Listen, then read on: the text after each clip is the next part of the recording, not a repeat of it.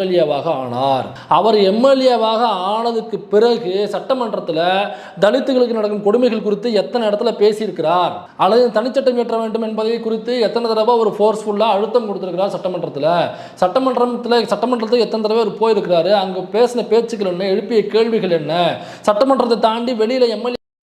பிரதம மந்திரி கிராமப்புற வீடு கட்டும் திட்டத்தின் கீழ் கிராமப்புறத்தில் சொந்தமாக வீட்டு மனை வைத்திருக்கும் பட்டியலின பயனாளிகளுக்கு மாநில அரசின் பங்களிப்பான ரூபாய் 48,000 என்பதை 2 லட்சமாக உயர்த்தி வழங்க வேண்டும். மேலும் கான்கிரீட் தளங்கள் அமைப்பதற்கு மாநில அரசு நிதியாக வழங்கப்படும் நிதி ரூபாய் 1,20,000 என்பதை 2,50,000 உயர்த்தி தர வேண்டும்.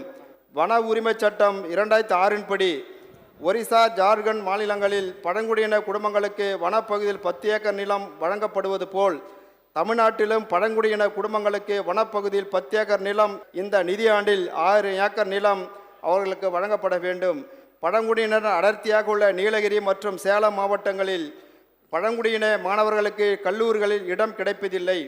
பழங்குடியின இனத்தவருக்கு 1% இடஒதுக்கீடு மாநிலத்தில் நடைமுறையில் இருப்பதால் கல்லூரியில் இடம் கிடைக்காத நிலை நீடித்து வருகிறது.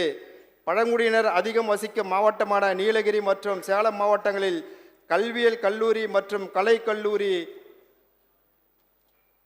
அமைத்து தர வேண்டும் என்றும் பழங்குடியின துணை திட்ட நிதியிலிருந்து பழங்குடியினருக்காக துவக்கப்பட்டு 50% இடஒதுக்கீடு ஒதுக்கப்பட்டு வாய்ப்பளிக்க வேண்டும் என கேட்டுக்கொள்கிறேன். காய்கறி பழங்கள் விவசாயம் செய்வதற்கான பசுமை வீடுகள் அமைப்பதற்கு தெலுங்கானா மாநிலத்தில் 95% மானியம் பட்டியலின பழங்குடியின விவசாயிகளுக்கு வழங்கப்படுகிறது. அதே போன்று தமிழகத்திலும் இத்திட்டத்திற்கு 95% மானியமாக உயர்த்தி வழங்கப்பட வேண்டும்.